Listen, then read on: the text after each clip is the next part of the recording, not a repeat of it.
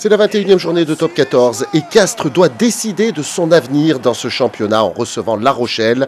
En cas de victoire, les Castrais regarderaient en haut, en cas de défaite, plutôt en bas.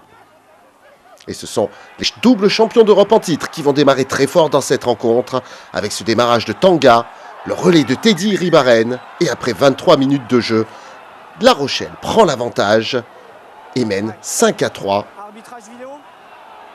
Le temps pour Jérémy Rosier, l'arbitre de cette rencontre, de vérifier le toucher en but. Mais sur ce départ de Johan Tanga, Ribaren va réussir dans le même mouvement à toucher la ligne. Avec la transformation du Goros, La Rochelle mène même 7-3.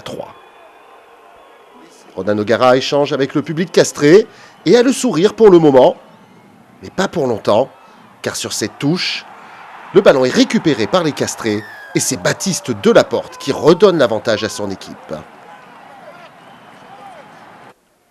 Avec la transformation de Louis Lebrun, Castres mène 10-7, à peu avant la demi-heure de jeu.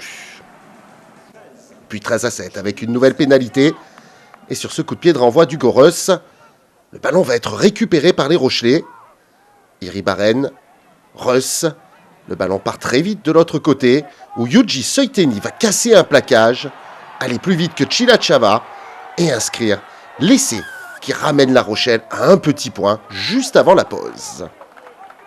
Hugo Russ, malgré le vent, a la possibilité de faire basculer son équipe en tête. Le coup de pied est parfaitement calibré et La Rochelle reprend l'avantage 14-13. Le public rochelais est content, c'est le score à la pause. En deuxième mi-temps, La Rochelle ajoute une pénalité et mène 17-13, mais à un quart d'heure de la fin, les Castrés vont revenir complètement dans ce match avec cet essai de Nathanaël Huleux. 18-17.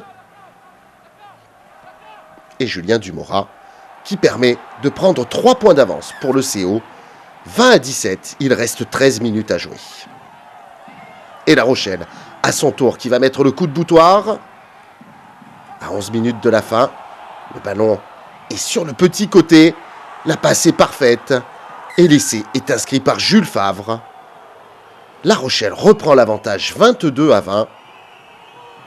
Puis 24-20 avec cette transformation du Goros. Il reste 9 minutes à jouer.